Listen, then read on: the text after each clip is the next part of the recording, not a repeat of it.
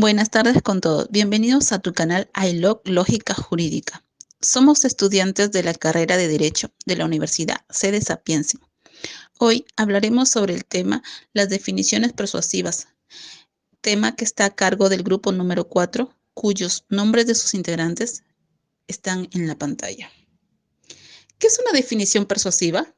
Es una definición que da un nuevo significado conceptual a una palabra conocida, sin cambiar sustancialmente su significado emotivo y que se usa con el propósito consciente o inconsciente de cambiar, por este medio, la dirección de los intereses de las personas. Cuando a una palabra ya conocida se le asigna un nuevo significado conceptual, manteniendo su significado emotivo para que de manera voluntaria o no reorientar los intereses de las personas, se dice que una definición es persuasiva.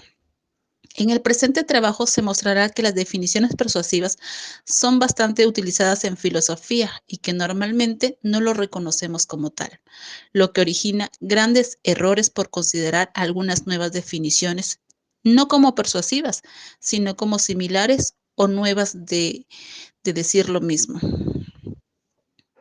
Para que se entienda mejor, tomaremos el ejemplo de la palabra cultura, cuyo significado conceptual inicial estaba asociado a las personas ampliamente leídas y versadas en las artes, por lo que con el tiempo el término pasó a tener un significado emotivo al ser laudatorio, una manera de elogiar a una persona reconociendo su conocimiento en letras y artes. Así, a todas les gustaría ser reconocidas como cultos y eran parte de las aspiraciones de una persona, llegar a ser culto. Incluso se empezó a usar el término culto más que en su significado emotivo que conceptual, olvidando casi la definición original y utilizando más el sentido metafórico. Así, una persona preparada como un orador pasó a considerarse culto aunque no fuera versado en las artes. Sin embargo, el término culto pasaría a tener un nuevo significado cuando alguien consideró que la sensibilidad imaginativa debería ser el significado real, ya que dicha cualidad era superior a ser leído y versado en las artes. Y aunque era un significado totalmente distinto, se insistió tanto en su uso que terminó siendo aceptado y sobre todo usado con generalidad. Lo que se consiguió entonces fue que la gente valorara ya no tanto las letras y las artes, sino la sensibilidad imaginativa. Se estaba reorientando los intereses a partir de mantener el término culto como alabanza a una persona. El cambio del significado de las palabras no fue dificultoso, ya que utilizaba más en su sentido metafórico, emotivo, que su significado conceptual, y eso además evitó que las personas pudieran darse cuenta que estaban siendo influenciadas para redirigir sus intereses. Claramente el autor de la definición de cultura logró que las personas valoraran menos el instruido en letras y artes para valorar a quien más gozaba de sensibilidad imaginativa. Otro ejemplo de definición persuasiva fue lo que sucedió con Alexander Pope, a quien no se le incluyeron dentro de los llamados poetas de su tiempo, porque según los críticos especialistas, Pope no encajaba en la definición exacta del poeta. Una manera común de descubrir una definición persuasiva es que generalmente va antecedida de palabras como real o verdadero. Así, por ejemplo, podemos hablar del verdadero significado de cultura o el real significado de poeta, de genialidad, de libertad, de poesía y todo término que queramos de que goce de un fuerte significado emocional.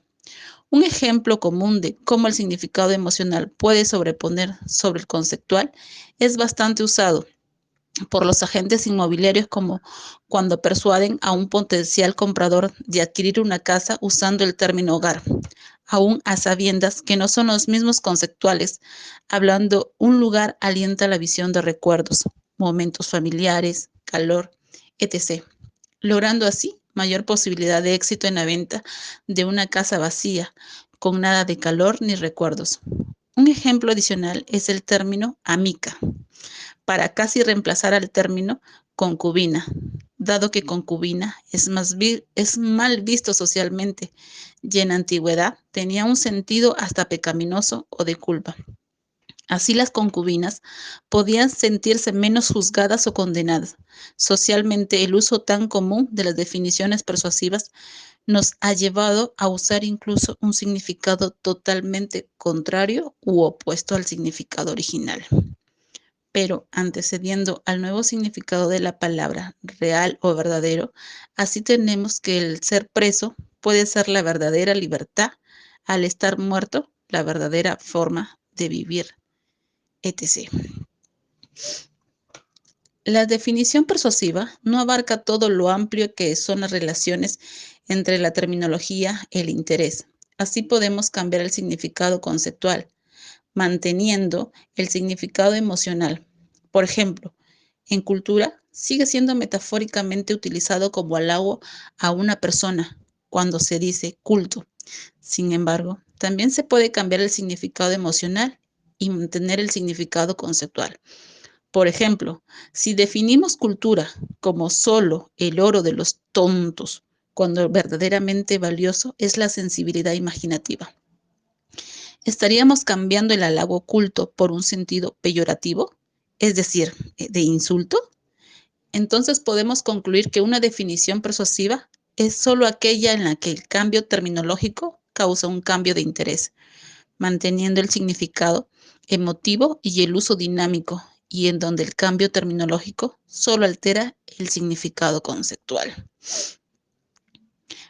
Pero para cambiar los intereses, no basta con mantener el significado emotivo, sino que debemos sumar el uso dinámico, es decir, los gestos, la fuerza y tono de voz, y demás características positivas que se pueden hallar en el hablante adicional, de la predisposición de los oyentes a cambiar sus intereses, y al respecto puede tener quien brinda una nueva definición. Introduciendo ahora el tema en la misma filosofía, veremos que los filósofos no buscan solo la verdad, sino la verdad, la real verdad. Así, por ejemplo, Spinoza, el ateo, pudo haber eliminado el término Dios de sus postulados y declaraciones. Sin embargo, decidió ser más persuasivo, asignando a Dios un nuevo significado, el de la sustancia única, introduciendo así todo su pensamiento en los demás sin que siquiera se dieran cuenta, sino hasta mucho tiempo después.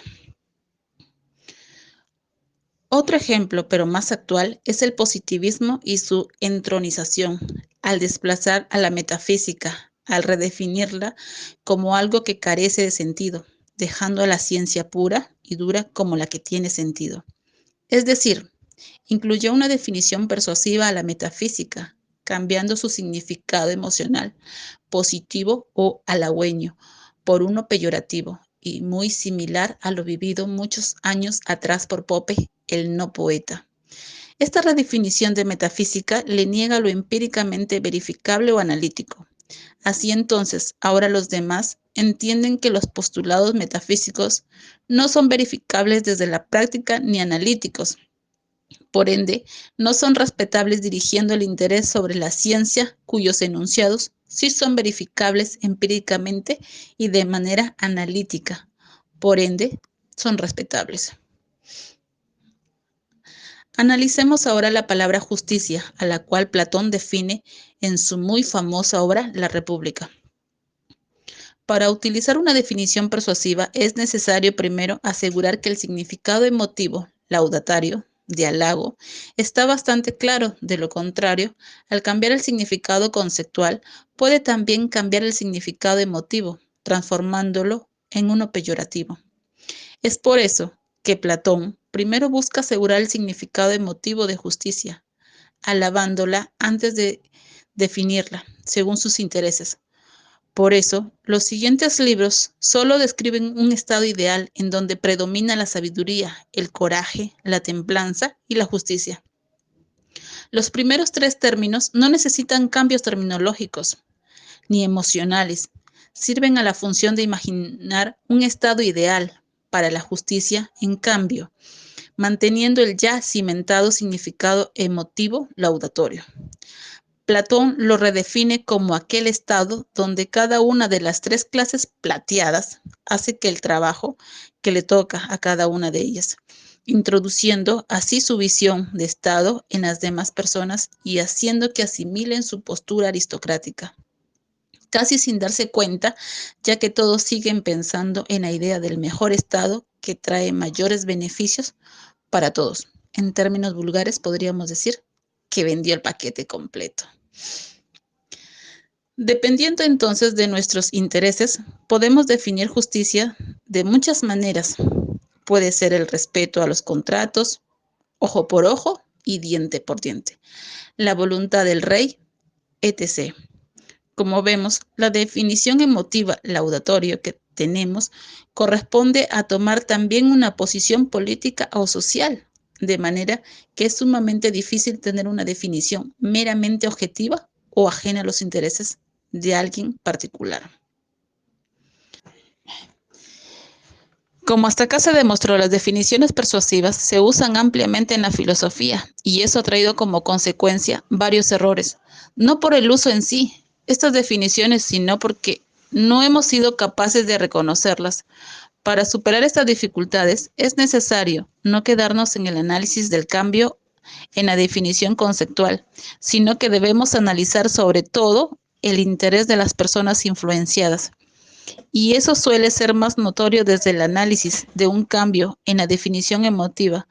Asimismo, es necesario confirmar si los postulados o conceptos iniciales son verdaderos o no, de manera que las partes puedan asegurar que entienden lo mismo cuando usan las mismas palabras originalmente. En otras palabras, ante las dificultades para un mejor análisis de algunas definiciones persuasivas relacionadas a palabras comunes en filosofías, como son justicia, ética, bello, bueno, etc., debemos trascender a la cantidad enorme de significados metafóricos o emotivos, analizando también el uso dinámico, los intereses y el papel del método empírico. Muchas gracias, esto sería todo.